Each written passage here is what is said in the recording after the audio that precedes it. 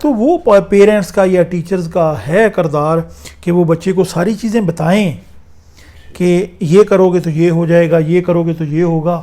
At the and decide بچے کو ہی کروانا چاہیے کہ اگر اسٹوڈنٹ ناکام ہوتا ہے تو وہ بلیم مختلف آپشن اس کے پاس ہوتی ہیں جو کرتا ہے. نو ڈاؤٹ میں پرسنلی سمجھتا ہوں کہ کہیں نہ کہیں ہر سیگمنٹ جس کی آپ بات کر رہے ہیں اس کا کچھ نہ کچھ کردار ہوتا ہے. جہاں تک یہ سوال ہے کہ بچے کو کس اسکول میں پڑھنا چاہیے، پرائیویٹ میں یا گورنمنٹ میں.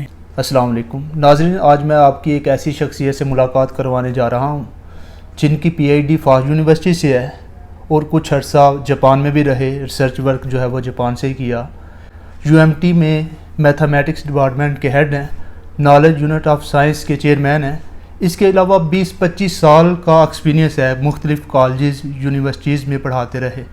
ڈاکٹر شہزاد احمد میتلا صاحب، السلام علیکم. سر میرا آپ سے سوال ہے کہ ہم دیکھتے ہیں کہ میٹرک اور انٹر کے بعد جو ہے وہ بہت سارے اسٹوڈنٹ جو ہے وہ پریشان رہتے ہیں کہ وہ کس فیلڈ میں جائیں. چونکہ آپ کا بہت زیادہ ایکسپیرینس ہے تو اس حوالے سے کچھ اسٹوڈنٹ کو جو ہے وہ گائیڈ کریں. محمد علی شہزاد صاحب، بہت بہت مہربانی کہ آپ تشریف لائے اور مجھے آپ نے موقع دیا کہ میں یہ بیان کر سکوں اس کے بارے میں. سب سے پہلے تو جو ہی بچہ کلاس 1 میں آتا ہے تو والدین اس کے لیے وری ہو جاتے ہیں یا کانشیس ہو جاتے ہیں کہ بچے کو آگے کیا لے کے چلیں گے. اس وقت ساری دنیا جو ہے وہ بچے کے لیے نا ایک اوپن ہوتی ہے، کہیں بھی کس فیلڈ میں بھی جا سکتا ہے. لیکن وقت کے ساتھ ساتھ جیسے جیسے وہ کلاس 8 سے آگے میٹرک میں آتا ہے تو اس کو چوز کرنے کے لیے 2 برانچز میں جانا پڑتا ہے، یا تو وہ آرٹس پڑھے گا یا سائنس پڑھے گا. اب اگر اس نے آرٹس پڑھی ہے تو پھر وہ ایف اے میں بھی آرٹس کے سبجیکٹ ہی چوز اس کو 11ویں اور 12ویں میں کرنے ہوں گے. زیادہ تر بچوں کا والدین کا ہوتا ہے کہ میں بچوں کو سائنس رکھوائیں، وہ میڈیکل کی طرف، انجینئرنگ کی طرف، باقی فیلڈز کی طرف موو کرنا چاہتے ہیں. تو میں اصل میں ایکسپلین کروں گا کہ اگر میٹرک آپ نے سائنس کے ساتھ کیا ہے تو اس کے بعد آپ ایف ایس سی میں 3-4 آپ کے پاس آپشنز ہیں. آپ F S C pre engineering کر سکتے ہیں، pre medical F S C کر سکتے ہیں، آئی سی ایس کر سکتے ہیں، آئی کام کر سکتے ہیں، یا پھر آرٹس کی کا کوئی بھی سبجیکٹ آپ چوز کر سکتے ہیں. جہاں تک بات رہی کہ ایف ایس سی کے بعد بچہ کیا کرے، تو وہی ہے کہ اگر تو بچے نے ایف اے کیا ہوا ہے تو وہ آرٹس سبجیکٹ کی طرف ہی آگے موو کرے گا. اب زیادہ رجحان بی ایس پروگرامز کا ہے کہ 4 ایئر پروفیشنل ڈگریز جو ہیں، شروع میں جب ہم پڑھا کرتے تھے تو اس وقت تو بی اے اور ایم اے یا B S C M S C کا رواج تھا، لیکن اب بی ایس کی طرف زیادہ رجحان ہے کہ 4 ایئر ایک ڈگری ہے جو واقعی پروفیشنل ڈگری ہے. تو ایف اے کے بعد آپ لا کی طرف جا سکتے ہیں، بہت اچھا آپشن ہے. آپ سبجیکٹ جو آرٹس کے ہیں ان میں کسی کو جا سکتے ہیں جس میں اردو ہے، انگلش ہے اور بہت سارے سبجیکٹس ہیں. سائنس میں بیسیکلی 3 بچوں نے پڑھا ہوتا ہے، یا تو انہوں نے آئی سی ایس کیا ہوا ہے، یا پری میڈیکل ہے، یا پری انجینئرنگ ہے. پری میڈیکل والے تو جو میڈیکل ریلیٹڈ فیلڈز ہیں وہاں چلے جاتے ہیں، جیسے ایم بی بی ایس ہے، بی ڈی ایس ہے، پھر بی فارمیسی ہے، ڈی فارمیسی ہے، اور اس کے ریلیٹڈ بہت ساری آگے بایو ٹیکنالوجی ہے، سائنسز کے سبجیکٹس ہیں.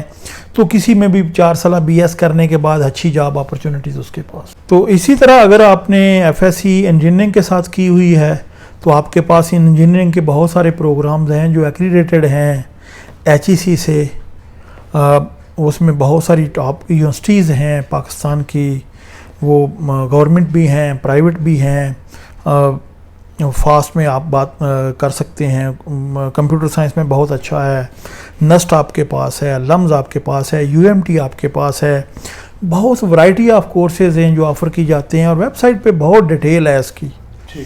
تو بجائے اس کے کہ بچہ کو یہ رٹائی جائیں ساری چیزیں، وہ خود ویب سائٹس پہ بیسیکلی جا کے اگر خود نالج اس کا لے تو زیادہ بہتر ہوگا. تیسرا جو آپشن ہے وہ کامرس کی طرف ہے یا بزنس کی طرف ہے. جو بچے آئی کام جن کا بیک گراؤنڈ ہے وہ ایون سائنس کے بھی آپ کے آ کے 4 سالہ بزنس کے جو BBA کے مختلف پروگرامز ہیں، آگے MBA پھر ان سے کیا جا سکتا ہے، ان کی طرف مولڈ کریں، اور وہ بھی ایک بہت اچھا فیلڈ ہے۔ کامرس میں 2-3 اچھے اکنامکس ہے یا اس کے ریلیٹڈ اور بھی سبجیکٹس ہیں جس میں جا کے مارکیٹنگ آپ سیکھ سکتے ہیں اور اپنا بزنس شروع کر سکتے ہیں۔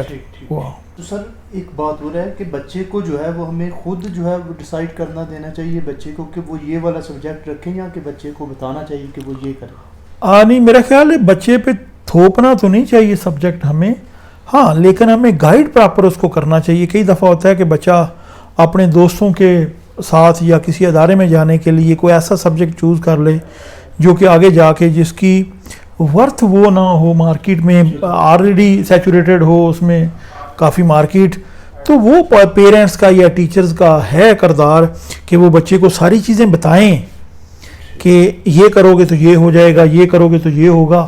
ایٹ دا اینڈ ڈیسائیڈ بچے کو ہی کروانا چاہیے کہ اپنی ایز کے مطابق دیکھ سکے کہ وہ کہاں بہتر پرفارم کر سکے۔ سر میرا دوسرا سوال یہ ہے کہ ہم دیکھتے ہیں کہ کچھ اسٹوڈنٹ جو ہے وہ اپنی وجہ سے ناکام ہو جاتے ہیں، مگر بعد میں وہ بلیم کبھی ادارے کا کرتے ہیں، کبھی پیرنٹس پر کرتے ہیں، کبھی جو ہے وہ اساتذہ کو کہتے ہیں، کبھی وہ کہتے ہیں کہ سسٹم خراب ہونے کی وجہ سے ہم ناکام ہوئے ہیں۔ تو اس حوالے سے آپ کیا کہتے ہیں؟ جہاں تک یہ سوال ہے کہ اگر اسٹوڈنٹ ناکام ہوتا ہے تو وہ بلیم مختلف آپشن اس کے پاس ہوتی ہیں جو کرتا ہے۔ نو ڈاؤٹ میں پرسنلی سمجھتا ہوں کہ کہیں نہ کہیں ہر سیگمنٹ جس کی آپ بات کر رہے ہیں اس کا کچھ نہ کچھ کردار ہوتا ہے۔